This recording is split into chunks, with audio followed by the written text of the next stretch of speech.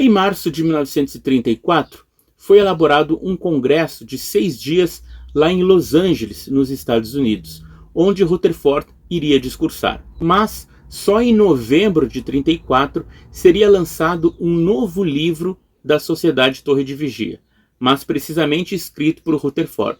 Este livro chamava-se Jeová e continha mais uma de suas interpretações de tipos e antítipos, aplicação de profecias a datas do século XX, críticas ao chamado escravo mau e aos anciãos eletivos, até mesmo chamando-os de cabeçudos, bem como modificações das interpretações bíblicas de Russell. Uma cópia de parte desse livro Jeová foi impressa do tamanho de uma caixa de fósforos para que os irmãos alemães pudessem distribuir, apesar da obra estar proscrita. Também nesse ano foram lançados alguns livretos por Rutherford. Dentre eles, Anjos Perversos e Bons. Outro, Além Túmulo. Povo Favorecido. Sua Vingança. Seus Trabalhos. Regras Justas. Supremacia e Recuperação Mundial. O livro Jeová, lançado no final do ano de 1934, voltava a falar da grande multidão e das outras ovelhas, mas não as identificava como sendo o mesmo grupo, o mesmo daqueles marcados na testa pelo homem de linho com o tinteiro na mão. Até esse ano, a grande multidão era vista como um grupo de mártires cristãos, destinados à vida celestial, mas não pertencentes aos 144 mil. Esses pertencentes à grande multidão, até o ano de 1934, ainda se acreditava que eles eram prisioneiros da religião falsa. Segundo diz o livro Aproximou-se o Reino de Deus de 1000 anos, as páginas 266 e 267. O livro Jeová e a Sentinela de 15 de abril de 1934, na página 117, salientavam que o novo pacto não será feito com os judeus naturais circuncisos na Palestina depois do Armagedom, mas sim que o novo pacto está agora em vigor com os israelitas espirituais. Isso tudo porque o antigo Israel havia violado o pacto da lei feito no Egito.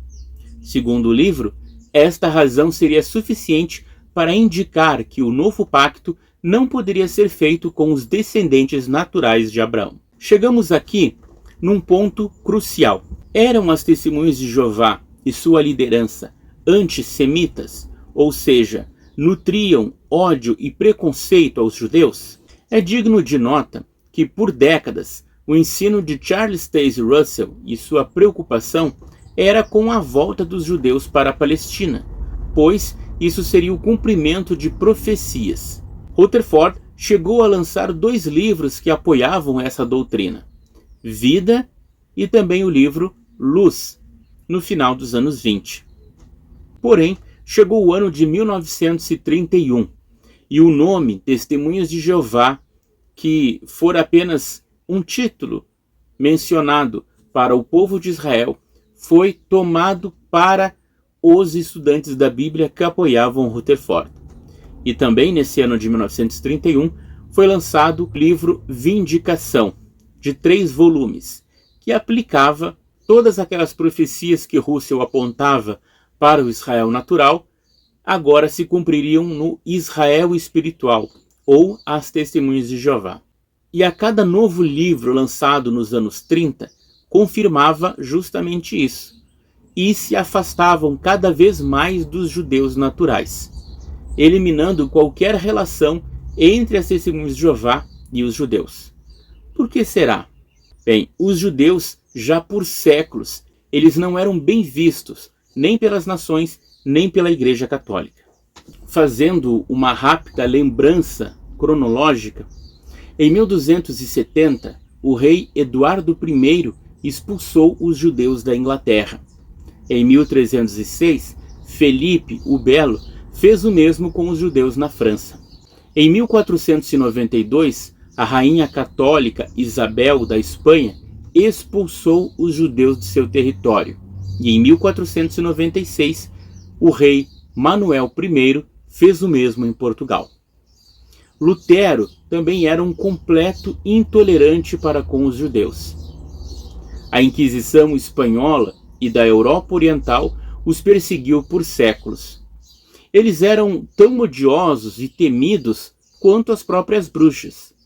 Não foi à toa que a reunião principal das bruxas, na Idade Média, na qual se dizia que elas se reuniam com o próprio diabo, foi chamado de Sabá, justamente o dia sagrado dos judeus. O antissemitismo continuou pelos séculos XIX e XX por razões religiosas, especialmente em países católicos e ortodoxos orientais. Até as vésperas da Segunda Guerra Mundial, clérigos católicos e organizações leigas em Quebec, no Canadá, regularmente solicitavam ao governo canadense que proibisse a entrada de refugiados judeus alemães no Canadá. O antissemitismo racial só se desenvolveu no final do século XIX na Europa. Já o racismo de cunho religioso, por eles serem assassinos de Cristo, é de longa data e as Testemunhas de Jeová não estavam imunes a isso.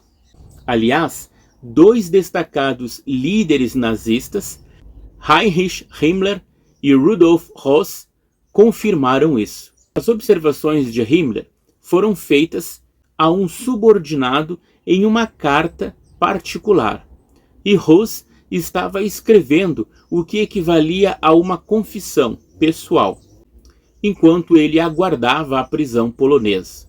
Assim, nenhum dos dois tinha motivo para mentir a respeito do que estavam dizendo. Afirma o livro Testemunhas de Jeová e o Terceiro Reich, na página 78. Por outro lado, a historiadora da Torre de Vigia, Jolene Schuh, traz evidências de que as Testemunhas de Jeová foram prestativas para com os judeus. Por exemplo, ela cita uma cópia do jornal judeu Yiddish de Nova York, Der Tag, de julho de 1939, que afirma que as Testemunhas de Jeová em Danzig protegeram judeus de ataques nazistas, fizeram compras em lojas judaicas, apesar dos boicotes dos nazistas, e forneceram comida e leite aos vizinhos judeus. Também cita um caso em que 300 a 400 prisioneiros Testemunhas de Jeová num campo de concentração passaram fome por 4 dias em 1938 porque forneceram comida para cerca de 2.250 judeus levados para Buchenwald. Mas Schuh omite o fato de que Bruno Bettelheim também observou o antissemitismo das Testemunhas de Jeová. É bem provável que tais atitudes prestativas delas com os judeus sejam verdadeiras. Em geral, as Testemunhas de Jeová são bondosas e gentis com pessoas que possam vir a ser prospectivas Testemunhas de Jeová. Seu proselitismo sempre falou mais alto em diversas situações. No entanto, depois que alguém rejeitava a sua mensagem, elas tratavam essa pessoa com frieza e indiferença.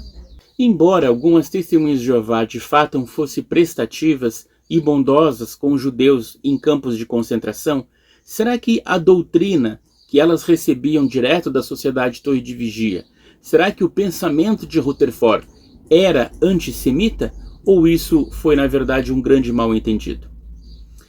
Até 1929, a Sociedade Torre de Vigia ensinava que os judeus teriam um favor divino e a sua volta à Palestina cumpria profecias, estão lembrados?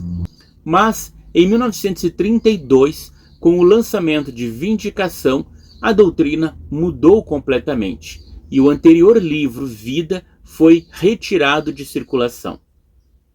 Será que era uma nova luz de Jeová? Não. A verdade é que o Ocidente estava cada vez mais impregnado de antissemitismo, em especial nos Estados Unidos e no Canadá, onde havia o grupo da Ku Klux Klan. Neste ano de 1934, um dos livretos lançados, chamado Povo Favorecido, Rutherford escreveu nele sobre o tópico judeus. Após ensinar ali que durante o reinado milenar de Cristo sobre a terra, os povos obedientes viverão para sempre no paraíso, foi dito: muitas vezes se disse que todos os que recebem as bênçãos do reino sob Cristo devem se tornar judeus. As Escrituras não justificam tal conclusão, mas, pelo contrário, mostram que a regra é exatamente o oposto. As pessoas que agora estão na terra e que são chamadas de judeus são um povo comercial. Entre elas estão alguns dos homens mais ricos e avarentos que o mundo já conheceu. Alguns dos homens dos grandes negócios são chamados de judeus. Muitas dessas pessoas são muito arrogantes, presunçosas e extremamente egoístas. Elas têm pouca ou nenhuma fé na palavra de Deus e não acreditam de forma alguma no Senhor Jesus Cristo como Salvador dos homens. Não parece nada razoável que no início das bênçãos terrenas do reino, o Senhor estenda seus primeiros favores a tais pessoas. Não é bíblico, diz o folheto. Pelo contrário, as Escrituras mostram que o povo agora chamado de judeus terá tempos mais difíceis durante o reinado de Cristo do que muitos outros povos. Percebam como 3 anos depois a doutrina sobre os judeus se inverteu completamente e coincidiu com um período em que o mundo se voltava contra os judeus. Em 1938, o livreto Cura, na página 6, disse: a religião dos judeus causou a crucificação vil de Jesus Cristo, o assassinato de Estevão e a perseguição dos cristãos. Foi a prática da religião dos judeus que causou a destruição completa de Jerusalém e de toda a nação de Israel. E essa nação nunca teve e nunca terá permissão para existir novamente como nação. Os religiosos judeus continuam a praticar sua religião, mas é evidente que ela não oferece esperança para a humanidade. Mas foi no livro Inimigos, lançado em 1937, que Rutherford destilou ainda mais o seu ódio para com os judeus. Na página 212 e 213, Rutherford afirmou: o protestantismo está morto no que diz respeito ao protesto contra os católicos, e o clero protestante, juntamente com os praticantes da organização religiosa judaica, seguem o exemplo da organização católica. Todos esses praticam uma religião da qual o diabo é o autor. Na página 222, ele declarou que os protestantes e o clero Yiddish, ou seja, Yiddish era um dialeto alemão que utilizava caracteres hebraicos e se relacionava com as línguas eslavas. Era a língua que os judeus falavam lá na Alemanha, uma mistura de hebraico, eslavo e alemão. Então ele diz que o clero Yiddish cooperava e fazia o jogo da hierarquia católica, que está liderando a saudação à bandeira e a construção de imagens e monumentos. Quando o sackbut, que é um tipo de trombone, soa, eles se prostram e adoram, pobres simplórios. Depois de dizer que os judeus pediam auxílio para a Inglaterra para criar um Estado político judeu na Palestina, a Sentinela de 15 de julho de 1938, publicada lá na Suíça, disse que os judeus são o exemplo perfeito de quão terrível é não estar sob as bênçãos de Jeová. Separados da graça de Deus, eles também estão inquietos aqui. Semeando o vento, eles colhem a tempestade. Até quando? Percebam que as Testemunhas de Jeová, embora não tivessem um ódio para com os judeus no sentido racial, no mesmo sentido que Hitler, elas abrigavam o mesmo preconceito, o mesmo antissemitismo que as demais religiões ensinavam, que era pelo fato dos judeus lá no tempo de Jesus não terem aceitado ele como Messias. Esses judeus de agora, por também não o aceitarem como Messias, mereciam sofrer muitas coisas ruins. Cabe lembrar que, apesar de Rutherford não acreditar que haveria um Estado para os judeus, isso aconteceu depois da morte dele em 1948, quando foi formado o Estado de Israel. Será que esse antissemitismo terminou com a morte do presidente Rutherford? Bem, um livro lançado em 1946, um livro que era feito propriamente para dar estudo às pessoas, chamado Seja Deus Verdadeiro, tinha na sua primeira edição frases que culpavam os judeus por grande parte do seu sofrimento. As páginas 208 e 209 diziam: os fatos e profecias provam que os judeus nunca mais serão um povo escolhido e reunido. Isso 2 anos antes de ser formado o Estado de Israel. Eles, como povo, rejeitaram flagrantemente o Messias, sua verdade e seu reino. É uma falsa esperança que eles devam ser reunidos na Palestina e convertidos em massa a Jesus Cristo antes da sua segunda vinda, como um sinal antecipado de seu reino. Grande parte de seu sofrimento foi causado por eles mesmos, por sua conduta comercial e rebelde. Eles sempre serão alvo de ataques de Satanás e seus agentes, até que o Armagedon purifique a terra de todos os opositores de Cristo. Portanto, sua única esperança é aceitar o Messias de Jeová, Cristo Jesus, e vir para a proteção de seu reino. Percebam que o ódio para com os judeus se focava muito neles serem grandes comerciantes. E, de fato, os judeus tinham essa habilidade de fazer comércios, de empreender e serem donos de empresas. E isso causava irritação aos demais comerciantes do mundo. Em qualquer nação que os judeus entravam, eles de fato progrediam. E isso irritava os governantes. E percebam que o livro Seja Deus Verdadeiro coloca isso como culpa dos judeus, por eles terem uma conduta comercial e rebelde, ou seja, por não aceitarem o Messias pregado como Jesus Cristo, sendo alvos de Satanás e seus agentes, pereceriam quando Jesus Cristo viesse para eliminar os inimigos na terra.